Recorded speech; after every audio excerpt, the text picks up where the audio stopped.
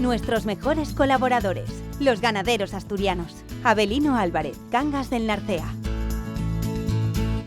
¿Cuándo empieza la colaboración con Alimerca? Una persona muy clave en todo eso que fue Noé Fernández, director general de Alimerca.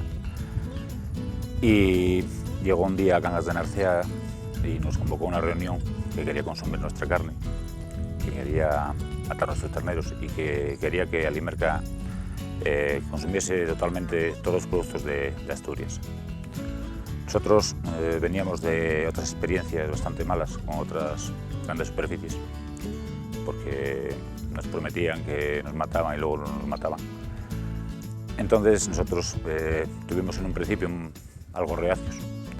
Esto fue hacia 1999. En el año 2000 nos llegó la crisis de las vacas locas y los pocos proveedores que teníamos se nos volvieron atrás, no nos querían matar los terneros. Entonces fuimos a tocar a su puerto, la llamamos por teléfono. Oye, mira, somos Cangas de Narcea.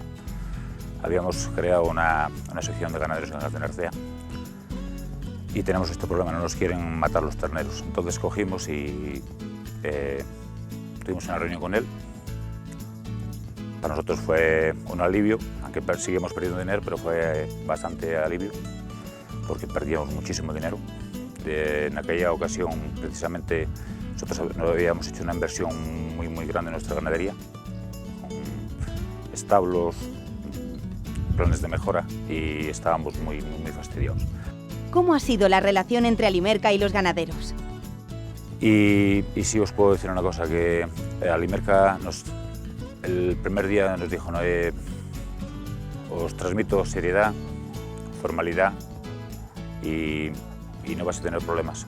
Y después de 12 años os puedo decir que ese hombre tenía palabra.